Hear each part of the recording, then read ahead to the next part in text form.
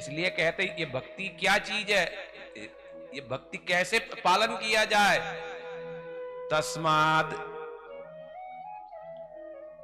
तस्माद एकेन मनसा भगवान सात्वतां पति श्रोतव्य कीर्तितव्यश्च ध्येय पूज्यश्च नित्यदा।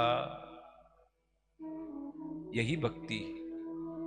जब आप समझ लिया कि भगवान श्री कृष्ण हैं और श्री गुरु वैष्णवों के कृपा आशीर्वाद से कृष्ण का क्या करना है, श्रोतव्य कीर्तितव्य ध्येय पूज्यश्च नित्यदा। नित्य काल उन कृष्ण के बारे में श्रोतव्य, सुनो, सुनी हुई विषय को कीर्तन करो या उनका नाम जापो, और नाम जापते जापते सुनी हुई विषय का चिंतन करो या भगवत स्वरूप का चिंतन करो, और निरंतर श्री भगवान की पूजा करो यानी सेवा करो। यही भक्ति है।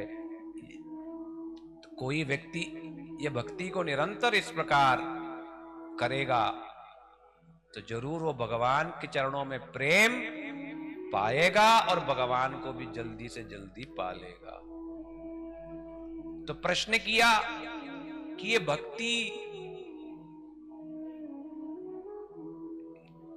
बढ़ेगी कैसे और भगवान में प्रेम कैसे प्राप्त होगा, और विशेष करके कथा में रुचि कैसी होगी। तो बताया, स्टेप बाय स्टेप बोला क्या क्या होगा इस भक्ति में, कहां तक क्या क्या चीजें हैं, और कैसे श्री भगवान में प्रेम की प्राप्ति होगी। थियोरेटिकल वे में पहले बताया, फिर 2 अध्याय के बाद प्रैक्टिकल तौर पर नारद ऋषि के जीवन चरित्र के द्वारा इन्हीं विषयों को विस्तार किया। प्रैक्टिकल जीवन में क्या हुआ तो बतलाते हैं कि शुश्रूषो श्रद्धादानस्य वासुदेव कथारुचिः स्यान् महत्सेवया विप्रा पुण्यतीर्थ निषेवनात्।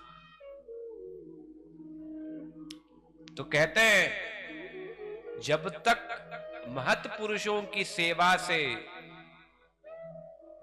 शास्त्र और गुरु में श्रद्धा नहीं हुआ, और उस श्रद्धा से जब तक सद्गुरु का पदाश्रय नहीं लिया यानी सद्गुरु के पास नहीं गए और दीक्षा मंत्र आदि नहीं लिया और उनकी जब तक सेवा नहीं की, तब तक कथा में रुचि नहीं हो सकती, यानी पाप नष्ट नहीं होगा। तब कहने का मतलब पाप नष्ट नहीं होगा तो कथा में बैठ के सुनने की रुचि नहीं होगी। देखो साधारण सी बात है, कथा सुनने के लिए क्या करना पड़ेगा, बैठना पड़ेगा। तो प्रश्न ये है कौन बैठ सकता है। जब तक सत्व गुण प्रदान नहीं है तब तक कोई बैठ सकता है। तमोगुणी है, प्रजो गुणी है, तो क्या वो लोग बैठ सकते हैं? नहीं बैठ सकते। और ये रजोगुण तमोगुण ये कब नाश होगा? जब तक पाप नष्ट नहीं होंगे तब तक ये रजोगुण तमोगुण नष्ट नहीं होंगे। और ये पाप नष्ट कैसे होगा? गुरु वैष्णवों की सेवा के बिना, और भगवान की जो लीला भूमि है, धाम है, वहां जाकर के उन सब की सेवा परिक्रमा इत्यादि किए बिना कभी भी ये पाप नष्ट नहीं होंगे। और पाप नष्ट हुए बिना आप सत्व गुण में प्रवेश कर ही नहीं सकते हैं, और आप विशेष करके बैठ के कथा इत्यादि सुन नहीं सकते हैं। तो फिर उन्होंने कहा जब पाप नष्ट हुआ और कथा सुनने में मन लगा तो आप बैठ के जब कथा सुनने लगे फिर क्या होगा? शृण्वताम स्वकथा कृष्ण। बहुत ही मुख्य श्लोक है ये भागवत के, और मैं जानता हूं, मैं देख भी रहा हूं थोड़ी सी तत्व कथा बोलो, मन इधर उधर होता है, बेचैन हो जाता है कि महाराज बहुत ज्यादा तत्व बोल रहे हैं। किंतु मकान बना रहे हो, जब तक उसका नींव ना डालो तो मकान टिकेगा? जितना मर्जी आप 20 मंजिल बना दो, किंतु आपने फाउंडेशन नहीं डाला तो टिकेगा कुछ? 1 मिनट में धस जाएगा। इसलिए नींव डालते समय मेहनत 2 गुना है। मकान बनाने में कोई मेहनत नहीं है, नींव डालने में बहुत मेहनत है, पैसा भी ज्यादा लगता है। तो इसलिए थोड़ा सा डालना जरूरी है। और ये बेचैनी क्यों हो रही है? कारण यही है कि रजोगुण तमोगुण पाप के कारण संस्कार नहीं है, बैठा नहीं जाता, सुना नहीं जाता, सुनते हैं तो समझ में नहीं आता, किंतु सुनना पड़ेगा, तो भी सुनना पड़ेगा। दवाई लेने होंगी, दवाई भले समझ में ना आए, लेना ही पड़ेगा। ये सुने बिना वो भागवत के जो रसमयी बातें समझ में नहीं आएगी। मैं कहता रहूंगा और भैंस के आगे बीन बजावा वाला फिर कहानी रहे, पता ही नहीं कृष्ण कौन है, तो रस कहां से मिलेगी रस? पहले समझो तो सही कि भगवान कौन है, उनका रूप है कि नहीं है, उनकी भक्ति क्या चीज है, कृष्ण है कौन, ये सब चीज समझोगे नहीं, भागवत क्या समझ आएगा? कुछ नहीं समझ आएगा। आप लाखों बार भागवत, कई लोग कहते हैं मैंने 500 भागवत सुन लिया, किंतु सुनने के बावजूद भी यदि मति कृष्ण में नहीं लगा, फिर क्या भागवत सुना उसके बाद? कुछ नहीं, जीरो है, बिल्कुल जीरो है। तो इसका मतलब 500 आपने सुना का मतलब केवल आप प्रसाद पाने गए थे।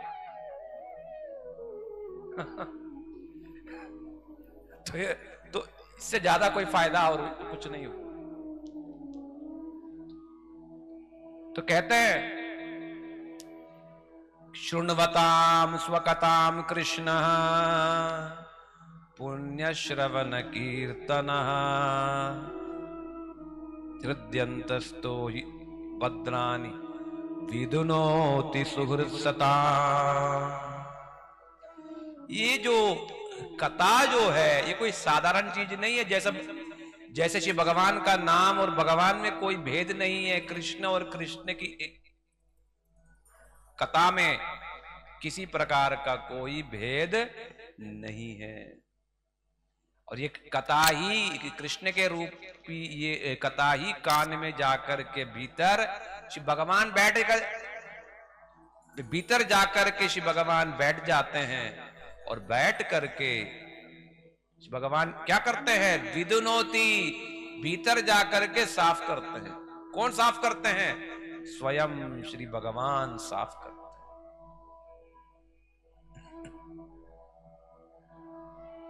नष्ट प्रायेषु अभद्रेषु नित्यं भागवत सेवया भागवत उत्तम श्लोके भक्तिर्भवति नैष्टिकी।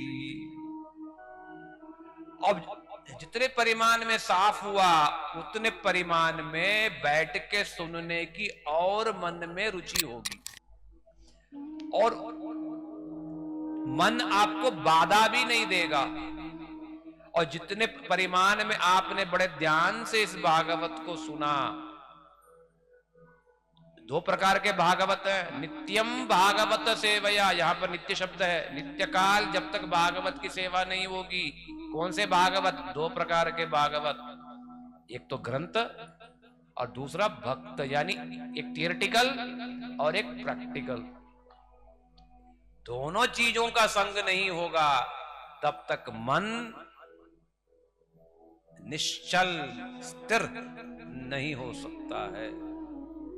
स्थिर का मतलब केवल ये नहीं है कि हमने नियमित रूप से सब नियम पालन किया मात्र, ये तो है ही कि तो ये शारीरिक है बस। स्थिर का मतलब आपकी मति विषयों की तरफ नहीं जा रहा है, भगवान की तरफ जा रहा है। भले ही वो जबरदस्ती है, फिर भी आप उसको लगा रहे हो और जा भी रहा है। इसी को कहते हैं निष्ठा, स्थिरता। तो उसके बाद क्या होगा? तदा रजस्तमो भाव कामलोभादयश्च ये चेत चेत एतैर्नाविद्धं स्थितं सत्वे प्रसीदति। तो कहते हैं धीरे धीरे धीरे ये रजोगुण तमोगुण सब शांत होने लग जाएगा और वो सत्वगुण में प्रतिष्ठित होने लग जाएगा।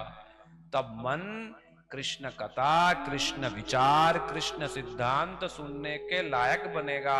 लायक ही नहीं, तृप्ति नहीं होगी, वो कहेगा और सुनना है और सुनना। महाराज जी 3 घंटा बीत गया, अरे हमें तो पेट ही नहीं भरा। तो समझो आपके पाप नष्ट हुए, आपके रजोगुण तमोगुण अब बिल्कुल शांत हो गए। अब आप सत्वगुण में प्रतिष्ठित हो तब होगा, अन्यथा नहीं होगा। रजोगुण तमोगुण बेचैन होने के लिए बाध्य है। और ये तो शास्त्रों में भी बताया गया, जिनके अंदर वात है वो बैठ नहीं सकता है, दिमाग घूमेगा 100 जगहों पर, पागल बना देगा। तो इसलिए खाने पीने पर भी ठीक करना पड़ेगा यदि हम बैठ के सुनना चाहते हैं तो। तो इसलिए तो कहते हैं कि तब वो निष्ठा से निकल के रुचि के स्तर पर पहुंच जाता है, जिस समय काम क्रोध लोभादयश्च है, ये काम क्रोध आदि जो है तब उनको बाधा नहीं देते हैं। और जब तक ये स्थिति नहीं आया तब तक ये रजोगुण तमोगुण से काम क्रोध लोभ आदि बाधा देंगे। तो टीका में चक्रवर्तीपाद जी ने लिखा है, बहुत सुंदर सुंदर टीका है। तो लिखते हैं कि आप बैठे तो हो सुनने के लिए, किंतु तो काम क्रोध आदि जो रजोगुण तमोगुण के कारण जो पैदा हुआ ये आपको शांति से बैठने नहीं देंगे और आपके मन को लगाने नहीं देंगे। बार बार आपको खींच करके विषयों की तरफ लेके जाएगा। आप कैसे कथा का रसास्वादन कर सकोगे? संभव नहीं। यही बाधा है कथा सुनने में, यही सबसे बड़ी बाधा है। रजोगुण ये तमोगुण, और ये रजोगुण तमोगुण के कारण काम क्रोध लोभ आदि जो है यही बाधा है। जब तक इन सब चीजों का दूर नहीं किया तब तक हम निश्चल पूर्वक कृष्ण कथा सुन नहीं सकते हैं। सुन नहीं सकते हैं तो डूब कैसे सकते हैं? डूब ही नहीं सकते हैं। किंतु जब तक हम इस स्थिति पर नहीं आए तब तक नहीं हो सकता। तो तब जब ये रजोगुण तमोगुण जब नहीं है तो जब वो सत्वगुण में जब वो प्रतिष्ठित है तब क्या होगा? प्रसन्न मनसो भगवत भक्ति योगतः भगवत तत्व विज्ञानम मुक्त संगस्य जायते। तब वो भाव अवस्था को प्राप्त कर लेगा और वो मुक्ति की दशा को प्राप्त कर लेगा। अर्थात अब शरीर मन तो है किंतु उसको बाधा अब नहीं देते हैं। मूंगफली से मूंगफली के छिलके निकल गए, मोटा भी और पतला लाल वाला भी, दोनों अब बाधा नहीं देते हैं। ये दशा है, इसे कहते हैं मुक्ति की दशा। तब अच्छा, तब क्या होगा? तब बिना बाधा के वो कथा सुन सकता है, मन उसको बाधा नहीं दे सकता है। जैसे सांप से यदि दांत निकाल दिया और यदि पुस पुस पुस करते रहे तो कोई फायदा होगा? कोई फायदा नहीं। ठीक वैसे ही मन और शरीर पुस भी फिर करे कि तो मुक्त हो गया है, वो अब उसको परेशान करेगा नहीं। तब रसास्वादन होगा। उसके पहले रसास्वादन चाहने से भी टुकड़ों टुकड़ों में होगा। टुकड़ों में जितना जितना पाप नष्ट हुआ उतना उतना होगा। तब जाकर के क्या होगा? सारा आपका ये ग्रंथि कामनाएं सब नष्ट होंगे। तब जाकर के जो है विशेष रूप से भगवान का विज्ञान या भगवान का साक्षात दृश्य जो है, दर्शन जो है वो प्राप्त होगा। यही है भक्ति योग, और यही भक्ति योग को सिखाने के लिए ही ये भागवत महापुराण। बोलो भागवत महापुराण की। श्री नारद ऋषि के जीवन में इसको दिखाया। नारद ऋषि पिछले जीवन की बात करी, तब उन्होंने बताया कि मैं एक छोटा सा बालक था, 5 साल का, दासी का पुत्र था, पिता कौन नहीं पता, और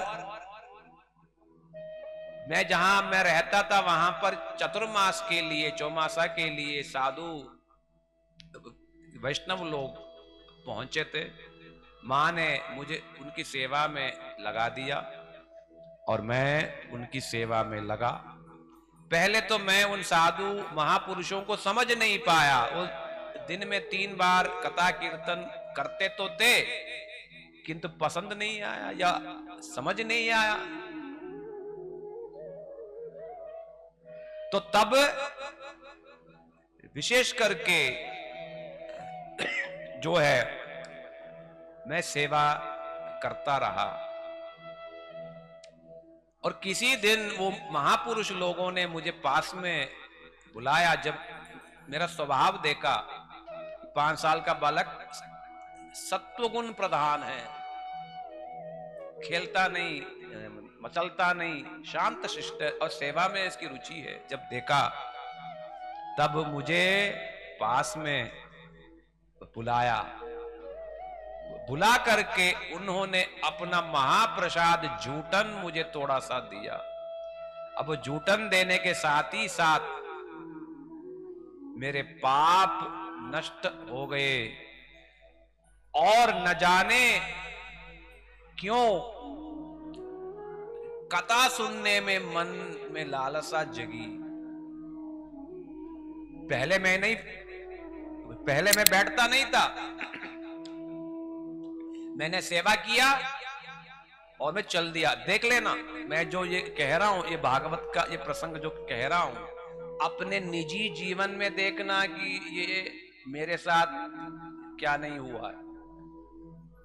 ज्यादातर लोगों का वैसा ही है। सेवा, पहले तो सेवा नहीं की, पहले दूर दूर से आए, पैसा दिया, फिर पैसा देते देते फिर किसी दिन किसी ने कहा अरे थोड़ा सा झाड़ू मार देना, झाड़ू मारे और चल दिए, किसी से बात नहीं की, हमें कोई मतलब नहीं किसी से। फिर करते करते करते करते किसी समय क्या हुआ, फिर थोड़ा पाप नष्ट हुए, सत्व गुण में प्रवेश हुए, तब मन में आया कि भागवत हो रहा है, चलो जाते हैं, थोड़ा देखते हैं क्या हो रहा है। तो तब जाकर के बैठने का मन किया। तो नारद ऋषि का भी वैसे ही 3 टाइम वो करते तो थे फिर कथा, किंतु पहले बैठने का फिर मन नहीं किया, किंतु पाप नष्ट हुआ जो महाप्रसाद लेकर के, जूटन लेकर के, तो उसके बाद फिर बैठने का उनका मन किया। तो तब वे बैठे और बैठ करके सुनने लगे। सुनते सुनते ये तत्व की बातें जो मैंने बोला ये सब सुना, और सुनते सुनते धीरे धीरे समझ आने लग गया कि भगवान कौन है, मैं कौन हूं, माया क्या है, संबंध क्या है। और न जाने सुनते सुनते ही निष्ठा रुचि के स्तरों को पार करते हुए चले गए। और 4 महीना तो हुआ, केवल 4 महीने बस, ज्यादा दिन नहीं। कि तो 4 महीने के बाद जब वो लोग वापस जाना चाहा, नारद ऋषि ने कहा मैं रोने लगा। मैंने कहा मैं आपके बिना तो रह नहीं सकता। वे लोग प्रसन्न हुए, उन्होंने कहा तू चिंता मत करो, तुम्हें भगवान कैसे मिलेंगे मैं वो रास्ता बतलाता हूं। ऐसा कह के उन्होंने मुझे गोपाल मंत्र दिया, दीक्षा दिया, और ठाकुर जी का ये महामंत्र दिया, और कहा तुम इसको जापो, तुम्हें ठाकुर जी तुम्हें जल्दी मिल जाएंगे। कह के चले गए। मेरा मन अब दिन रात उन्हीं मंत्र को जापने, उन्हीं ठाकुर जी को पुकारने में लगा रहा, किंतु संसार में अब मन नहीं लगा। मैं भी वैसे ही महापुरुषों जैसे ही बनना चाहता था, किंतु मां बाधा थी। ये तो मैं ठाकुर जी को दिल से मैं पुकारा, तो मैंने क्या देखा, थोड़े ही दिन में किसी दिन सुबह सुबह मां गौशाला में गई दूध काटने के लिए, और वहां पर सर्प के डसने से वहीं की वहीं मर गई। किंतु मैं भगवान कैसे मिलेंगे, कृष्ण कैसे मिलेंगे, इस तीव्र लालसा के कारण मैं पीछे मुड़ के भी नहीं देखा। तो मैं पीछे मुड़ के भी नहीं देखा, और मैं भगवान की प्राप्ति के लिए मैं भगवान को मैं धन्यवाद दिया। मेरे जीवन में जो बाधा थी आपने कृपा पूर्वक वापस ले लिया। और ये कह के मैं घर छोड़ के भगवान कहाँ है, कृष्ण कहाँ है, ढूंढते ढूंढते बहुत देर चलता रहा। फिर बहुत समय के बाद एक तालाब में फिर पहुंचा।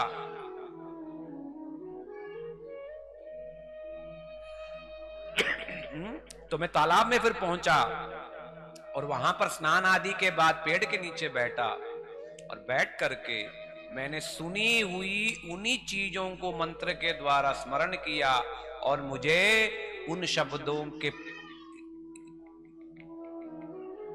वे शब्दों के प्रभाव से मुझे ठाकुर जी का स्फूर्ति प्राप्त होने लगा, यानी झांकी मुझे प्राप्त हुई।